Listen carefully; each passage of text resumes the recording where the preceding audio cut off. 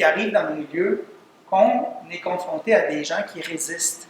Et quand je suis devant quelqu'un qui manifeste la résistance, j'ai-tu des stratégies, j'ai-tu des moyens, j'ai-tu des choses qu'on peut mettre en place, j'ai-tu des choses que moi je peux faire qui vont faire la différence par rapport à une autre action qui aurait l'effet inverse. Oui, Steve Masson, un spécialiste en neuroéducation à l'UQAM, il s'intéresse au fonctionnement du cerveau. Les neuroéducations, depuis les 15-20 dernières années, ont fait des bons géants en termes de recherche, puis de données qu'ils ont cueillies, puis de constats auxquels ils arrivent. Et aujourd'hui, grâce à des capteurs, on arrive à comprendre un peu plus le fonctionnement du cerveau. Et l'image que Steve utilise, c'est celle de la forêt. C'est-à-dire que notre cerveau, c'est un peu comme une forêt dans laquelle on trace des sentiers. Et plus on va tracer le même sentier souvent, plus on va créer ce qu'on appelle des tâches automatisées. Donc, c'est dans le fond des liens entre nos neurones, des liens neuronaux. Donc, c'est comme ça que fonctionne le cerveau, c'est par créer des réseaux neuronaux, des sentiers dans notre cerveau pour gagner de l'efficacité et automatiser des tâches. Sébastien, c'est un conseiller pédagogique du récit mais à la commission scolaire Rivière-du-Nord à Saint-Jérôme. Et on était à une réunion, on s'est rassemblés tout le monde, tous les gens du récit, on était au Mont-Saint-Anne, et il y avait une activité en fin d'après-midi qui était une course à pied dans la forêt. Puis Sébastien se prépare pour aller rejoindre le groupe, puis il est retardé, finalement il arrive, le groupe est déjà parti. Alors Sébastien décide de partir à courir par lui-même dans la forêt, et il se met à emprunter un sentier. Puis au bout d'une vingtaine de minutes, il dit « bon, je vais revenir », il se met à revenir, puis au bout de 4-5 minutes, il ne reconnaît plus le sentier, il se demande s'il a repris les mêmes embranchements. Il est un peu perdu, mais heureusement, Sébastien est un homme prévoyant. Il avait sa montre connectée avec son GPS. Alors, il a dit à sa montre, c'était où mon point de départ? Puis là, sa montre, il disait, ben, à gauche, là, à droite, avant, ainsi de suite.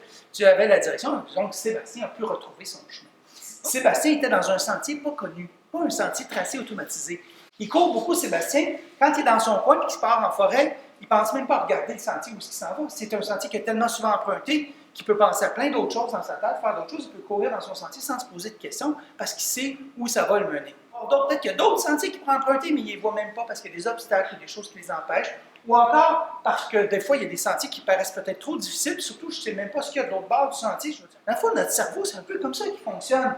Pourquoi j'irais faire d'autres tâches ou j'emprunterais d'autres sentiers alors que je suis habitué dans celui-là, il va bien, il amène ce que je veux, le résultat c'est celui-ci. Ce qui se passe quand dans notre cerveau, on veut toujours rester là, c'est parce qu'on est confortable, qu'on est bien, qu'on ressent des émotions positives et que ça nous rassure. Ce qui se passe, c'est souvent au plan affectif. C'est soit des émotions ou des sentiments qui sont en action. Donc, quand on est face à des résistants, de la résistance dans notre milieu, mais en fait, souvent, tout ça est lié à des défis, des difficultés ou des besoins. Ce n'est pas toujours négatif. C'est un incontournable aujourd'hui, ça permet de la différenciation, ça prépare nos jeunes au monde d'aujourd'hui, même pas de demain, déjà d'aujourd'hui. Les technologies, c'est tellement motivant, les élèves sont engagés, mais le blocage, il est affectif. Comment je peux traiter avec quelqu'un de travailler sur de l'accomplissement, du développement, si lui, déjà, il est insécure face aux technologies. On fait juste nommer des arguments, puis on essaie de les convaincre. On dit, je ne sais plus quoi faire. J'ai tout donné mes arguments, j'ai tout essayé, puis plus je l'essaie, pire c'est. Comment on peut prendre en compte cette dimension affective? D'abord, nommer. Être capable de faire en sorte que ces émotions, ces sentiments-là soient nommés. Ce qu'on a besoin de faire, c'est de faire en sorte qu'on arrive à en parler pour que ça devienne normal. Fait que si on est capable de les reconnaître, mais après, on peut être capable de les prendre en compte. Les prendre en compte, ça veut dire les considérer à l'intérieur des choix, des actions qu'on va mener. C'est complexe, nommer, reconnaître, prendre en compte. Ça prend une forme différente à chaque fois qu'on est dans une situation où on a des difficultés comme celle-là. Mais de nommer « j'ai pas confiance aux technologies », ça, c'est juste rationnel.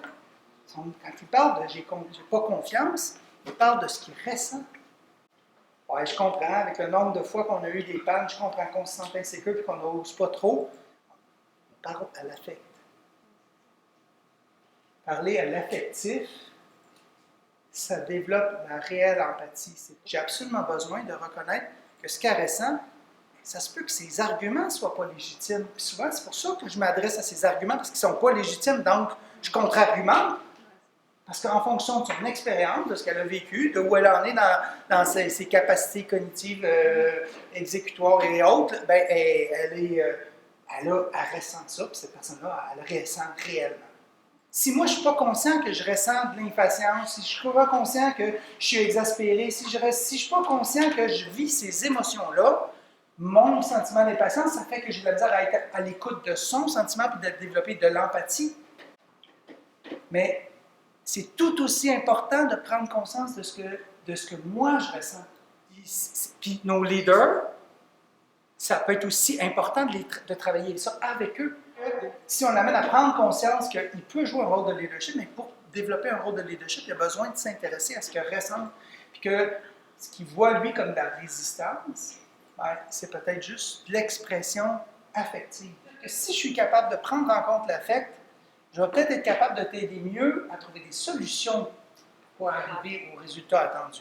Quand on ouvre la porte à dire, mettons, c'est quoi les solutions qui feraient ton affaire? Si les solutions m'amènent moi des contraintes qui me mettent mal à l'aise, là, ça aide la personne à comprendre, à développer de l'empathie envers ce que toi, tu ressens par rapport à la situation, puis dire, OK, on peut trouver une solution qui va être mitoyenne, qui va permettre de concilier ce que toi, tu as comme besoin, puis moi, mes obligations, mes contraintes que j'ai comme gestionnaire. C'est apprendre à nommer que c'est aussi de l'affectif. Tout ça, ça peut vous outiller pour être encore des meilleurs leaders dans votre milieu. Mais comment transformer ce qui peut paraître de la résistance en un engagement authentique? Pour moi, je ne vois plus personne comme des résistants. Pour moi, c'est des personnes qui ont soit des sentiers bien tracés ou qui vivent des choses ou qui sentent des choses. Puis j'essaie de m'intéresser à qui sont ces personnes-là, puis comment je peux les aider à faire un pas de plus, eux, aujourd'hui, maintenant.